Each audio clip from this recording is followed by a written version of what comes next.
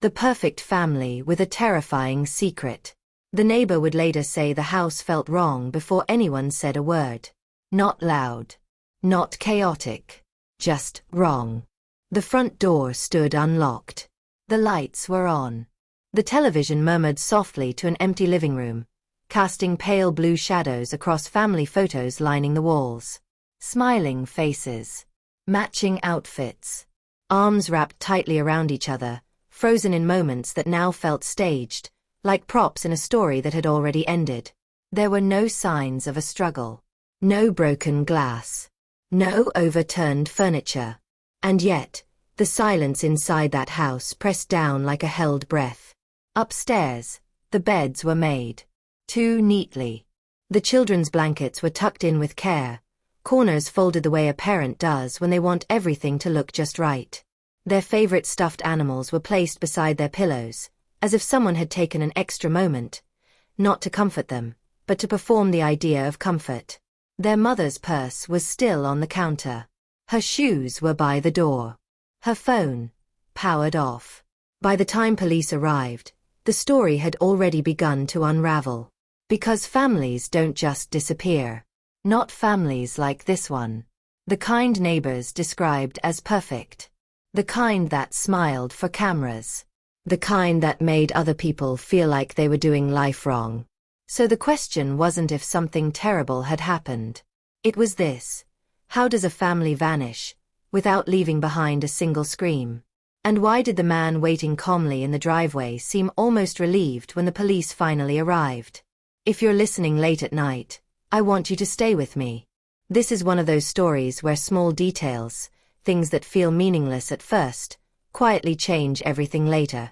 And by the end, you may find yourself questioning whether you ever really know the people closest to you. This channel is a place for slow, immersive true crime. Stories meant to be listened to carefully, the way secrets are told. Back to when this family looked like they had everything. On the outside, they were the picture of stability. A neat suburban home. A well-paying job. 2 young children with bright smiles and boundless energy. A mother who documented their lives online, birthday parties, first days of school, carefully plated dinners that looked less like food and more like proof that life was good. And a father who stood just slightly behind the camera. Always there. Always smiling. Always quiet. Friends described him as gentle. Soft-spoken. The kind of man who didn't raise his voice, didn't drink too much, didn't cause trouble. He was reliable. Predictable. Safe. But predictability can be a mask. Inside the house, the rhythm of daily life moved with practiced efficiency. Morning routines. Packed lunches. Work schedules pinned to the fridge. Conversations that sounded normal, but rarely went deep. What no one outside the home noticed was the tension humming just beneath the surface. It showed up in small ways. A pause before answering simple questions. A smile that arrived half a second too late. A habit of avoiding eye contact when conversations turned emotional. The mother felt it first. She began confiding in friends that something felt off. Not dangerous, just distant. Like she was living with a man who had learned how to imitate love without fully feeling it. She posted affirmations online. About gratitude. About marriage. About choosing joy. People who are happy rarely have to convince anyone. Financial pressure crept in quietly. A lifestyle built for appearances is expensive, and the cracks were starting to show. Credit cards. Arguments whispered behind closed doors. Late-night phone scrolling that lingered a little too long. There were rumors. Nothing concrete. A message seen over a shoulder. A name mentioned and quickly dismissed. Still, the family photos continued. Smiles stayed bright. And that's the most unsettling part of all. Because when people think of danger, they imagine chaos. Shouting. Violence. Warning signs that scream for attention. But this story didn't scream. It whispered. And what investigators didn't know yet, what no one knew yet, was that the most important clue had already been given, days before anyone went missing. It wasn't hidden. It was posted. Publicly. And almost everyone scrolled right past it. Before anyone questioned the husband's calm expression in the driveway. Before the police tape. Before the headlines tried to compress a family's life into a single word. There was the image. It appeared on phones during lunch breaks and late at night, glowing softly in dark rooms. Just another post among thousands. Easy to like. Easier to forget. A smiling mother. 2 children pressed close against her sides. A caption about gratitude. About love. About choosing family, no matter what. It was posted less than 48 hours before everything ended. At the time, no one thought it was strange. After all, this was what she did. She documented life the way some people keep diaries, except her pages were public. Carefully curated. Bright. Reassuring. But when investigators returned to that post later, they noticed something unsettling. The smiles didn't quite reach the eyes. And the comments beneath it. They read differently once you knew how the story ended. People had written things like, "You're such a perfect family," and "You're so lucky," and "This is what I want someday." Luck. That word would echo painfully later. Because what the audience didn't see, what no one outside that house could have seen, was how tightly controlled the narrative had become. Inside the marriage, something was slipping. The arguments weren't explosive. They were worse than that. They were quiet. Measured. The kind that leaves no witnesses and no bruises, just a slow erosion of trust. The mother had started asking questions. About money. About distance. About why her husband felt so far away even when he was sitting right next to her. She told a close friend she felt like she was married to a stranger who knew all her habits but none of her fears. And the husband. He told co-workers everything was fine. That word again. Fine. It's amazing how often that word appears in stories like this. On the surface, his life was orderly. Predictable routines. A job that demanded precision and control. A demeanor that made people underestimate him. He wasn't loud. He wasn't volatile. He was patient. But patience, when paired with resentment, can become something else entirely. There were signs. Subtle ones. A sudden interest in self-help content. Long drives alone at night. A habit of rehearsing conversations that never seemed to actually happen. He began to view his life the way some people view a locked room. No windows. No exits. Just responsibility pressing in from every side. The children were loved. Of that, no one ever doubted. He attended their events. He memorized their routines. He knew which stuffed animal belonged to which child. And that made what came later impossible for many to accept. Because we want monsters to look like monsters. This one looked like a dad. The week before everything happened, the mother confided something else to her friend. She said she was scared. Not of being hurt, but of being erased. She felt like her voice didn't matter anymore. Like decisions were being made around her instead of with her. Like her husband had already emotionally left, and was just waiting for the logistics to catch up. She mentioned considering a separation. She didn't threaten. She didn't dramatize. She simply stated it, the way someone does when they've already reached the edge. That conversation never reached her husband directly. But the idea did. And ideas can be dangerous when they land in the wrong mind. The night before the disappearance, neighbors noticed the house unusually quiet. No laughter. No lights flicking on and off. No movement behind the curtains. Just stillness. Inside, the husband lay awake long after everyone else had gone to sleep. He stared at the ceiling.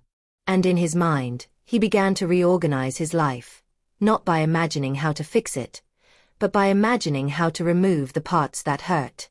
People often ask later if there was a moment. A single point where everything turned. There usually is. But it doesn't look dramatic. It looks like someone making a decision very calmly, and then committing to it with terrifying focus. The next morning, the mother didn't respond to messages. That wasn't immediately alarming. She was busy. She had routines. She wasn't glued to her phone.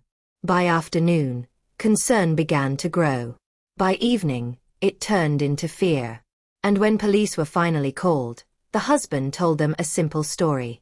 He said his wife had taken the children to a friend's house after an argument. That she needed space. That she'd probably cool off. His voice didn't shake. He answered questions politely. He even apologized for wasting their time. And for a brief moment, it almost worked. Because what police didn't know yet, what they were about to discover, was that the timeline he offered didn't match something far more reliable than memory. Data. And once the data started talking, the perfect family image shattered. Slowly. Painfully. The first mistake investigators made was a human one. They believed him. Not completely. Not blindly. But enough to let the hours stretch longer than they should have. Enough to assume this was a domestic disagreement that had temporarily gone too far emotionally, but not criminally. After all, the house showed no signs of violence.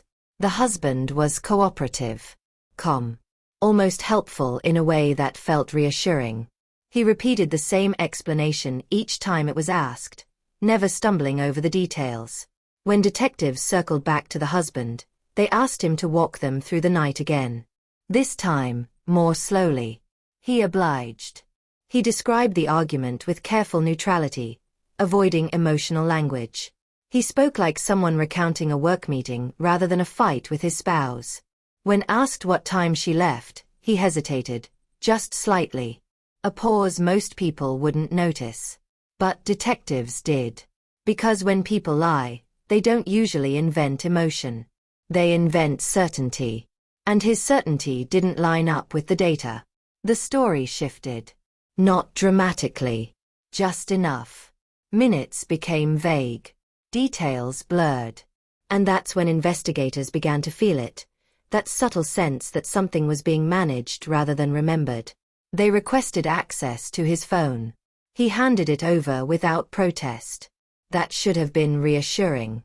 Instead, it raised a quiet red flag. People with nothing to hide often ask questions. People who believe in their innocence want to know what's happening. He simply waited. What they found wasn't incriminating on its own. No threats. No violent searches. No obvious confessions typed into a notes app. But there were deletions. Messages removed. Call logs wiped clean. A digital attempt at tidiness that felt intentional. And then there was the truck. The husband had mentioned running errands early that morning. A normal part of his routine, he said. But the vehicle's GPS told a more complicated story. It showed movement at hours he hadn't mentioned. Stops in places that didn't align with grocery stores or gas stations. Long pauses. Remote ones. The kind of places people don't stumble into accidentally. Still, investigators hesitated. Because to say what they were starting to suspect out loud, to say it meant crossing an invisible line. It meant asking a question no one ever wants to ask. What if they never left the house alive? The jury returned quietly. There was no dramatic build-up, no audible gasp when they filed back into the room. Just the soft shuffle of shoes, the creak of wooden benches, and the unmistakable sense that something permanent was about to happen. The kind of moment that cleaves life into before and after. When the verdict was read, it landed without theatrics. Guilty. On every count. The words did not echo loudly, but they echoed deeply. Each syllable carried the weight of lives erased, of futures that would never unfold. The mother would never age. The children would never grow beyond the photographs now circulating in the media. Smiling, unaware, frozen in time. The man at the center of it all barely reacted. He nodded once, almost imperceptibly. No tears. No visible collapse. If there was emotion, it stayed buried, sealed away behind the same internal walls that had hidden the truth for so long. Observers would later argue over that moment. Some called it coldness. Others called it dissociation. A few suggested it was relief, the end of pretending. Sentencing came later. Life without parole. The judge spoke about trust, about responsibility, about the particular horror of betrayal that occurs when the people meant to protect become the source of danger. The courtroom listened in silence, but the silence felt different now. Less uncertain, more final. Outside, the world struggled to absorb what had happened. Neighbors avoided eye contact. Some moved away entirely, unable to live near the house where everything had unfolded. Others stayed, haunted by small memories. A wave from the driveway, children's laughter drifting over fences, the illusion of safety they had once taken for granted. Friends of the mother replayed conversations in their minds. Things she had said casually. Moments when her voice had changed. Messages that, in hindsight, carried quiet warnings. They wondered if listening more closely, if asking harder questions, could have changed anything.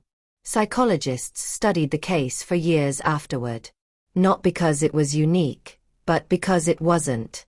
Because it fit a pattern that is deeply uncomfortable to acknowledge. That monstrous acts are often committed by people who appear functional, responsible, even loving. The investigation itself became a lesson. Training manuals were rewritten.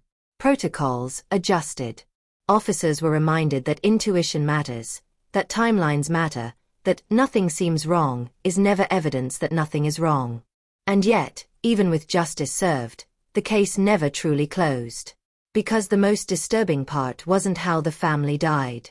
It was how they lived. How convincingly normal everything looked from the outside. How easy it was to believe the performance.